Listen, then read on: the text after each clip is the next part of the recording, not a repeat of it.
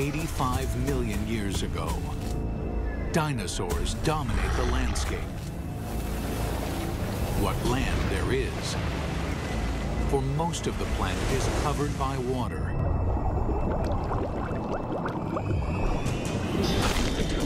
These vast oceans are a cauldron of violence, a world much more dangerous than the land above.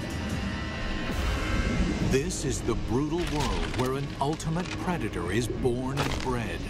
This mosasaur was the most dangerous creature in the most dangerous ocean ever.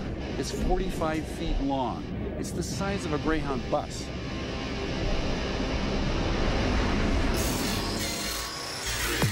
Now a monster is resurrected inside a laboratory, and its killing secrets revealed. This is a mosasaur, and this is a megabeast.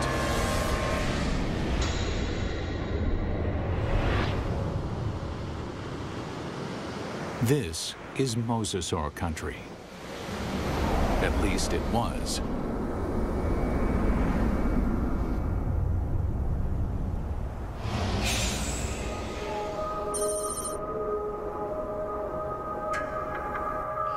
Where I'm standing would have been the bottom of the Western Interior Sea about 85 million years ago.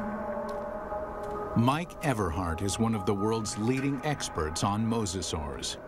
The horizon would have been ocean for as far as you could see. The seaway stretched for hundreds of miles from where we're standing. At this time, the climate is warmer, so there are no polar ice caps. Sea levels rise until well over 80% of the planet is covered with ocean. The center of North America was covered with water from Nevada to Missouri, from the Gulf of Mexico on up past the Arctic Circle. The floor of this ocean, known today as the Kansas Chalk, was created by billions and billions of nanofossils, the shells of tiny plankton that drifted down and were deposited on the seabed. What we're looking at here is literally hundreds of thousands of years of deposition on the sea bottom of the Western Interior Sea. What we see back here is roughly an inch per 700 years to build up that much chalk. So there's untold billions of these animals there. And entombed in this chalk are giant fossils of mosasaur. In the late 1830s, the bones of the beast are first uncovered in North America. This is where the mystery of the mosasaur begins, because nobody can say just what this creature is. It is a question that first arises when a massive skull is found near the Meuse River in Holland. The first guy who looked at it thought it was part of a fossil whale. It was also thought to be the jaws of a crocodile, a giant lizard, and one person even suggested it was a dragon slain by a medieval knight. A French paleontologist described it as a mosasaur, meaning Meuse River reptile. Eventually, the American bones are matched up with the earlier fossil find in Europe and correctly identified as a mosasaur. Over the next 80 years, as scientists begin the serious hunt for dinosaur fossils, a pattern emerges. In every corner of the globe, they find mosasaur bones. This points to one conclusion: no other predator has ever dominated the planet like the mosasaur. This guy weighed 8 tons. It could easily swallow a full-grown human male whole, just like a tater tot. Scientists investigating mosasaurs realized that nothing on Earth could have stopped them. It took a cosmic catastrophe to end their reign.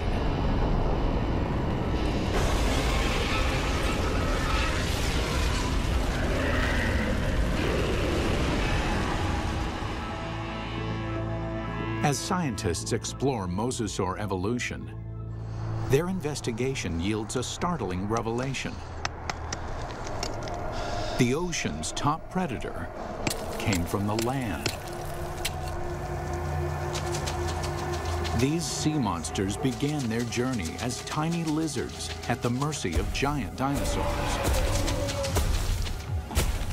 How they became colossal mosasaurs remains a mystery. Until 1989, when a fossil hunter named Van Turner finds a very unusual skeleton.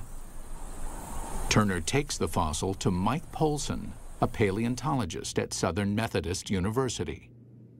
When Van came across the first pieces of Dallosaurus, he immediately recognized it as some sort of mosasaur. Named Dallosaurus after its discovery in Dallas, Texas, the bones were pieced together. Then, scientists connect the dots. Dallosaurus is an interim form, a missing link between mosasaurs and the tiny terrestrial lizards that are their ancestors. The lizards, dubbed Aegialosaurs, face a constant threat from the larger, fiercer dinosaurs. They flee to the ocean. 3 million years later, they evolve into Dallosaurus. Their toes evolve into webbed feet, so they can no longer function on land. In the span of 6 million years, they grow from a small 3-foot lizard into the giant 50-foot mosasaur. The mosasaur's development demonstrates that even in evolution, timing is everything. Warm temperatures and shallow seas create an abundant food chain in the ocean. This is a perfect environment for animals to take to the water. But these life-giving seas can quickly turn deadly, even for mosasaurs. The competition is everywhere. Everything in the oceans then would have looked very strange to us today. All the fish seemed to have been armed with mouthfuls of teeth. It seemed like everything in that ocean was a predator and just built for killing things. Like Xiphactinus, a bony fish that is armed with a mouth full of long, needle-like teeth. The plesiosaurs are marine reptiles and top predators for over 100 million years. They come in 2 lethal varieties. One deals death through speed and agility. The other is a behemoth, so mammoth, nothing dares challenge it. And of course, there are the sharks. These predators were around 100 million years before dinosaurs had ever roamed the earth. This is a tooth from a large shark that lived during this time, during the age of mosasaurs swam in this ocean. It's from a shark called Cratoxorana mantelli, the Ginsu shark. And I called it that specifically because it's sliced and diced. The Ginsu is a giant shark. Reaching a length of 25 feet, it dwarfs any modern great white. This shark was literally able to bite through bone. We know that because we find pieces of mosasaur that have literally been severed from the bodies, swallowed, partially digested, and then regurgitated again. To survive, mosasaur had to change its land-based behavior, tearing out a place for itself at the very top of the food chain. But what allowed this creature to evolve into such a relentless killer? It's all in the bite. You'd probably be in shock after a bite like this.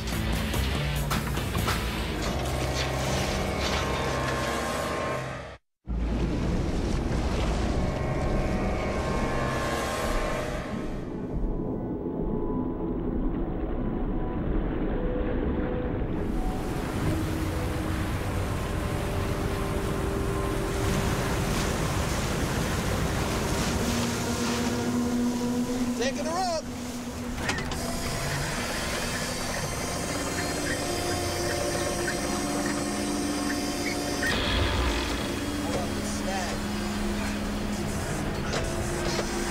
Give it more power.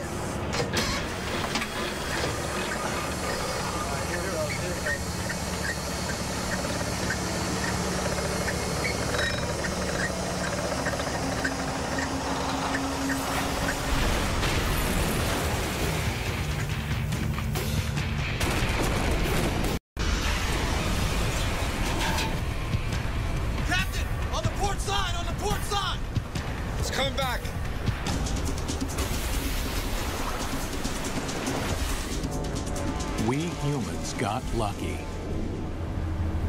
We managed to miss out on the mosasaur.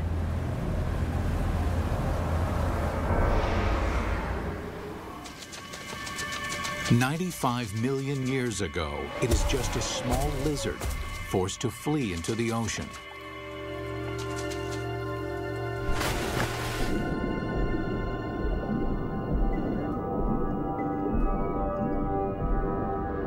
Within 6 million years, it grows into one of the most successful predators of all time.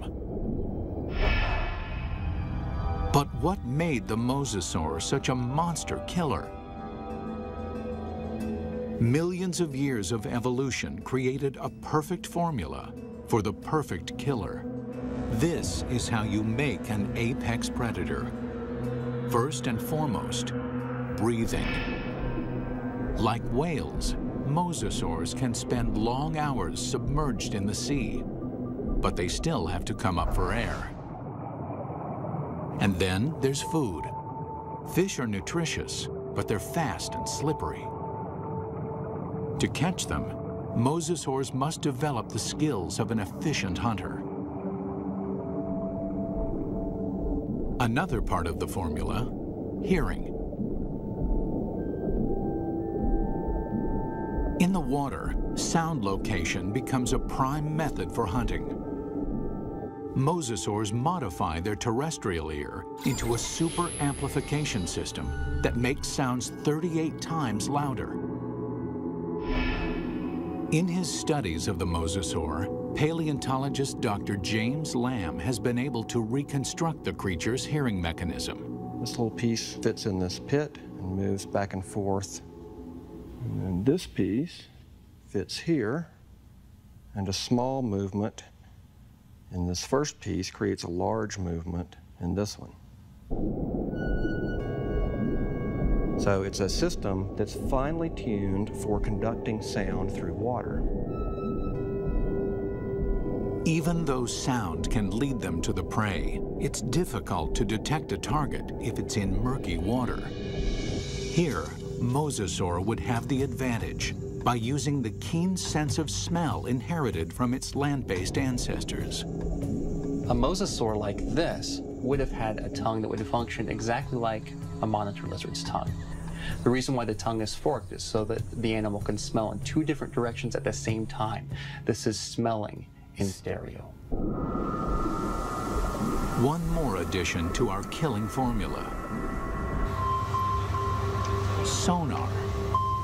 The last piece in the puzzle is this set of nerves that run down the side of the upper jaw and especially are concentrated here in the snout. And it's a system for detecting the pressure wave given off by the prey. Mosasaur uses this pressure wave sonar to hunt, much like modern killer whales use echolocation. All these adaptations mean mosasaur has a good chance of locating dinner, but they still have to catch it. And chasing down fast, elusive prey requires jet-like speed. So how does an 8-ton, 50-foot monster propel itself? This alligator has another piece of our formula: a massive tail. Along with crocodiles, gators have a long, flattened tail shape similar to mosasaurs.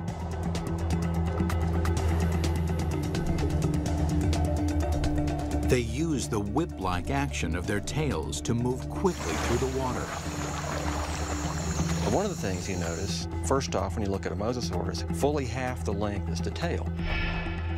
Mosasaurs retain their terrestrial lizard shape, except for the tail, which evolves from a round, snake-like shape into a wide, flat paddle. If you look at the vertebra on the tail, they have expanded bony struts top and bottom for the swimming organ that helps them swim. Using modern gators and crocs as a comparison, scientists estimate a mosasaur can reach a top speed of 30 miles an hour. Its whip-like tail is good for quick acceleration, but not sustained high-speed chases. Fish are built to swim fast and far. Mosasaurs won't win a marathon, so they have to strike quickly.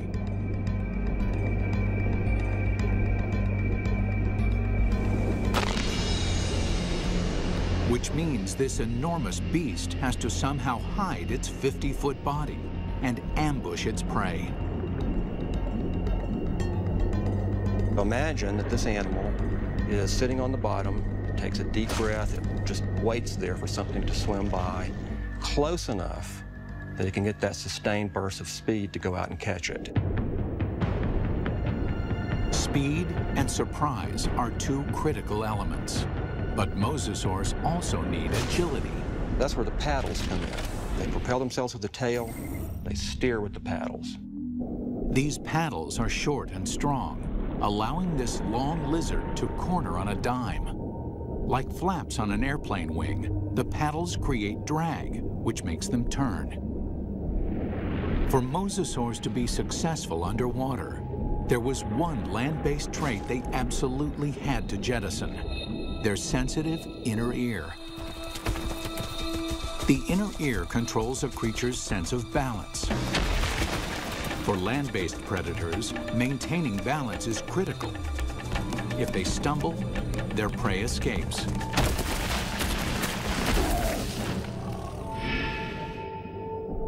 But in water, animals move in every direction, like a gyroscope. An animal with a sensitive inner ear can quickly become dizzy and disoriented. Over the millennia, the mosasaur's inner ear begins to dial down the sensitivity, allowing them to quickly twist and spin with no sickening side effects. These evolutionary refinements created a megabeast. The mosasaur can locate, chase, and catch its prey. But catching is not enough. The mosasaur has to eat. And the way that it eats is something that almost defies imagination. It's a prehistoric creature so vicious, it makes sharks seem cuddly. With jaws like steel, it's large enough to swallow a human in one bite. This underwater T-Rex is bred only to hunt and to kill. And across the oceans of planet Earth, this megabeast rules.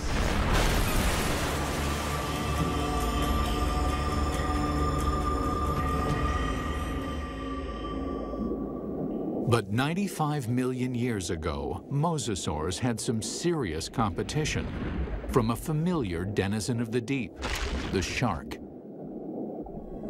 Prehistoric sharks, like their modern cousins, are vicious and durable, traveling vast distances, ripping apart any creature that gets in their way. Sharks had been around for over 250 million years when mosasaurs evolved onto the scene. At that time, the largest, fiercest shark in the water was the giant Ginsu shark. The Ginsu would have, of course, looked very much like a modern great white, a very big, heavy-bodied shark. At a length of 25 feet, the aptly named Ginsus are over 10 feet longer than a typical great white. With mosasaurs and Ginsus hunting in the same waters, one thing is certain: there will be blood. There was quite a competitive relationship going on when the big sharks and the mosasaurs were running into each other frequently. And at least at first, the mosasaurs were losing a lot. There's definite evidence that sharks attack mosasaurs. You can see right here that there are clear bite marks from the arc of the mouth of a shark that was attacking. These big sharks carved up a lot of mosasaurs. So we find shed teeth, we find bones that are severed during this time.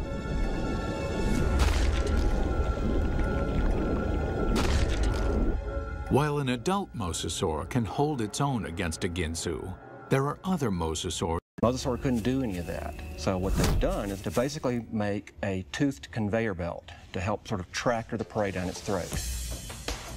You can look at mosasaur fossils, and you can look at modern analogs that have a skull that works in a broadly analogous way.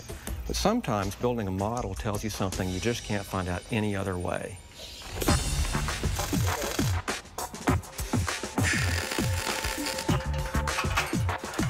Dr. Lamb works with Real Effects in North Hollywood, California to build a life-size mosasaur skull, complete with a set of death-dealing jaws.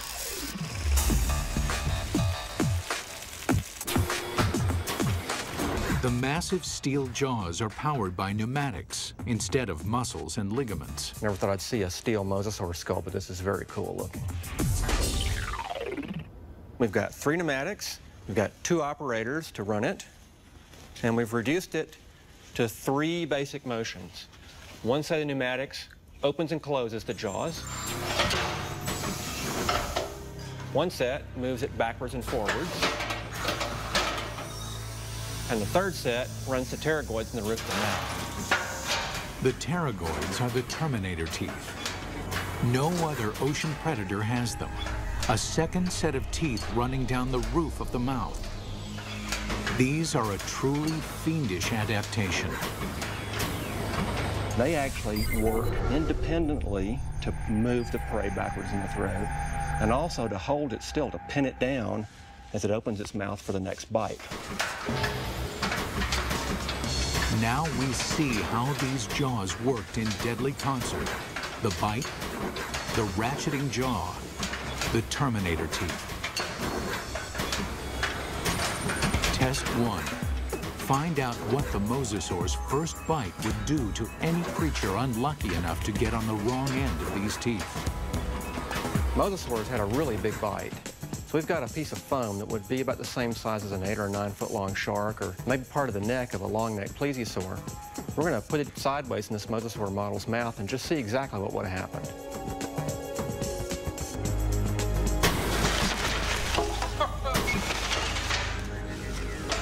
Well, that's going to leave a mark, isn't it? That's a broken neck. I'm pretty convinced that this thing would have probably killed something with the first bite. First time it bit down and ratcheted back like that, the thing's neck is broken. Test 2. Measure the capacity of its bite. Very simply, when our metal mosasaur chomps, how much ersatz meat goes into its mouth? We've got this piece of foam with 4-inch squares painted on it. We're going to feed it to this mosasaur and see how much with each bite this thing would have dragged its prey down its throat.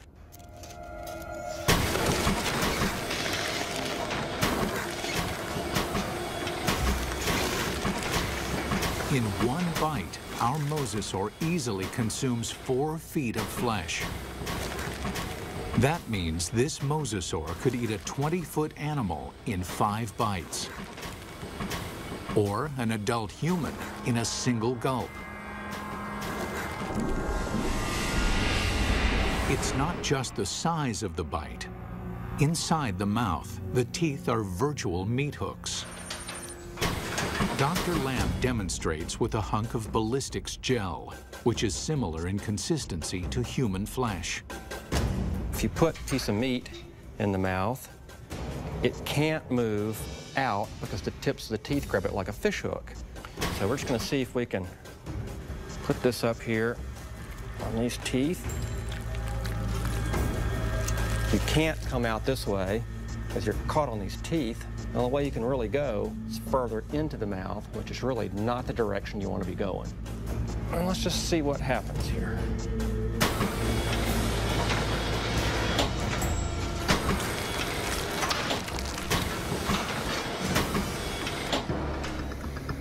Well, I don't think there's any doubt that you wouldn't want to be a swimmer in a late Cretaceous ocean. You can actually see tooth marks where it just cut right through about 10 pounds of flesh like it was just butter. That would be nasty. The only good thing about this is that you'd probably be in shock after a bite like this. Maybe you wouldn't feel the rest of it. Final test. How the jaws perform eating simulated live prey. The first fish is immediately trapped on the barb-like teeth. And the rest? Well, straight down the old mosasaur hatch.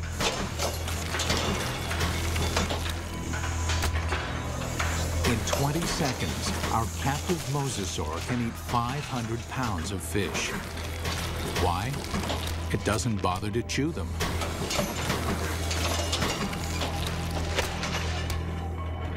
There's a rapidly vanishing cloud of red and a few scales, and that's all that's left of it. For dessert, they test an item that mosasaur never had the opportunity to eat.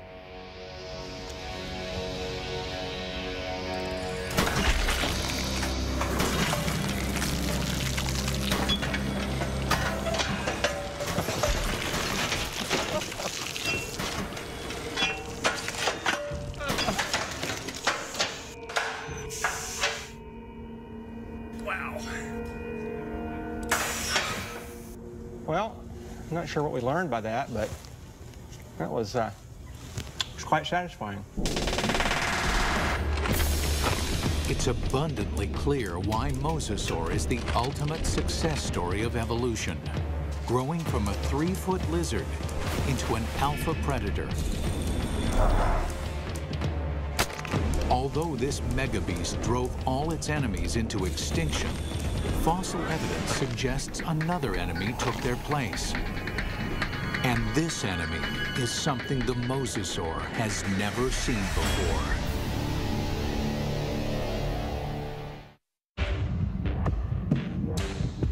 From its humble beginnings as a 3-foot lizard, the mosasaur evolved into the most dominant megabeast the world has ever seen.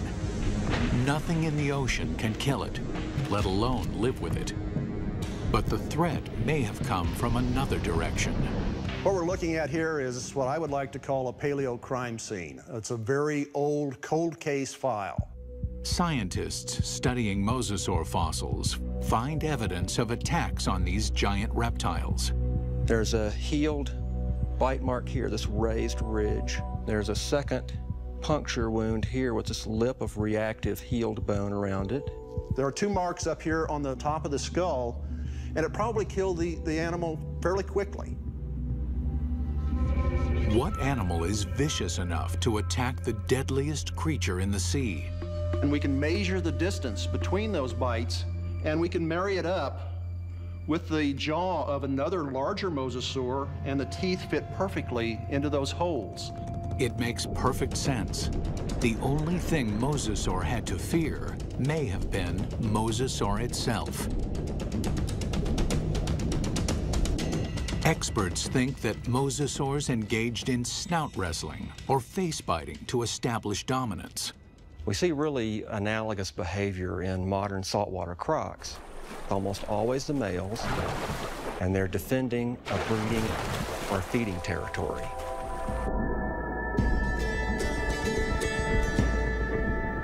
A mosasaur battle unfolds like a bizarre undersea ballet.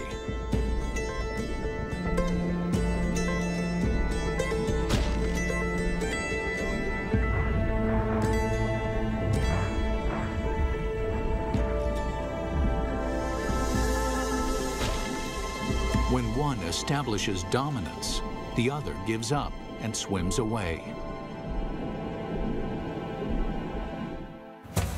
This type of competition is common animal behavior. But scientists uncover something shocking in this particular set of fossils. Evidence that suggests not simple predation, but something close to murder. We've got the fossil evidence that shows that mosasaurs killed other mosasaurs, and they didn't eat them. I mean, it wasn't for food. By looking at the damage on the skull, Everhart believes that this wrestling match turned deadly. The fossil evidence shows the dominant mosasaur clamps down on his opponent's skull. And as the skull of the mosasaur rolled to the side, these teeth pulled out and left these big drag marks across the bone, very deep wounds. Not only is the skull crushed, but evidence suggests the killer then broke the victim's neck. We found the neck laying off like this at a 45-degree angle to the skull, indicating that it's probably broken right up here next to the brain case. Not even great white sharks or saltwater crocs deliberately kill their own kind. They killed, kind of like humans, they killed for other reasons than for food. And mosasaurs were different in that regard. We don't see that in very many other animal groups. Still, scientists believe this gladiator-like behavior would not have caused the mosasaur to go extinct. In point of fact, they seem to thrive on violence. 70 million years ago, with no other competition in sight, mosasaurs continued to evolve, becoming even more diverse. There's well over 50 species of mosasaurs. They began moving from the ocean into freshwater, seeking prey in swamps, estuaries, and rivers. Nothing on Earth could have stopped these megabeasts. Nothing on Earth, that is. It took a 6-mile-wide chunk of rock that slammed into the Earth 65 million years ago to end the reign of the mosasaur. We're talking about something that released as much energy as every nuclear weapon on the planet, times 1,000, set off all at once. The magnitude of this blast causes a shockwave of earthquakes and volcanoes. Mega tsunamis race across the oceans. A cloud of superheated dust and molten rain fills the atmosphere, blocking out almost all of the sunlight. This devastates the food chain. 75% of the species on Earth are wiped out. With its food supply drastically reduced, the mosasaur is doomed. This cataclysmic event paved the way for the development of mammals and eventually humans. But what if the comet had missed? If mosasaurs had been allowed to thrive, how different would our world be? We wouldn't have any whales, or dolphins, or porpoises, or seals, or sea lions. The oceans and all its fish would belong to the mosasaurs. Bring her down. Fishermen would find very little to catch, if indeed there were humans on the planet at all. These would be very ferocious, very hungry, active marine animals that you wouldn't want to share your ocean with.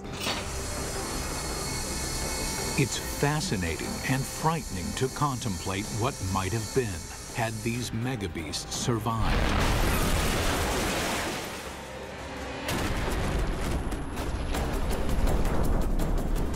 The oceans of the world patrolled by these giant killing machines, 50 feet long, with jaws the size of T-Rex, always